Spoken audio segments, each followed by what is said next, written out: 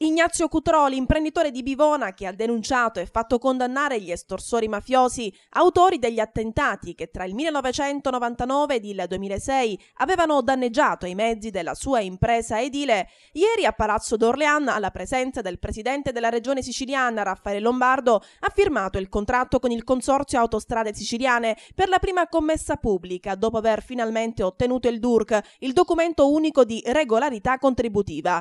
La commessa riguarda un lavoro di manutenzione e messa in sicurezza delle cabine elettriche che alimentano le gallerie di Petraro e Baglio sull'autostrada Palermo-Messina per un importo di 110.000 euro e 60 giorni di lavoro. È la rinascita di un'azienda che dopo aver fronteggiato la mafia stava combattendo anche contro la burocrazia per ottenere il DURC. A causa dei danneggiamenti aveva perso il 40% dei mezzi e tutti i lavori, non riuscendo più a pagare i contributi previdenziali e i tributi fino ad accumulare debiti per 126.000 euro con il fisco. Una situazione che impediva a Cutrò di ottenere il DURC e di partecipare ai bandi per le commesse pubbliche.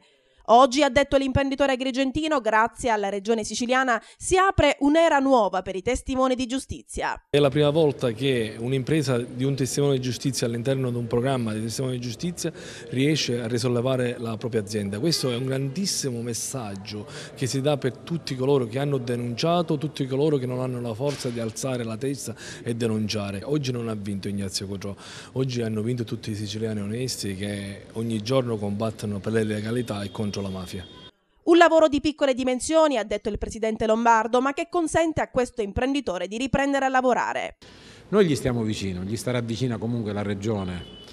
Credo che la felicità, il sorriso che finalmente ho letto rispetto alla disperazione e al pessimismo di qualche mese fa nei volti del signor Cutrò, della moglie e dei due figli siano il segno chiaro, il sintomo che ci coinvolge, perché siamo contenti anche noi che abbiamo fatto una cosa molto buona. Per il commissario straordinario Anna Rosa Corsello, questa non è un'iniziativa isolata. Il Consorzio per le Autostrade Siciliane intende infatti stipulare un protocollo d'intesa con l'Associazione Libera per rafforzare e garantire tutti coloro che credono e si battono per la legalità come il signor Cutrò.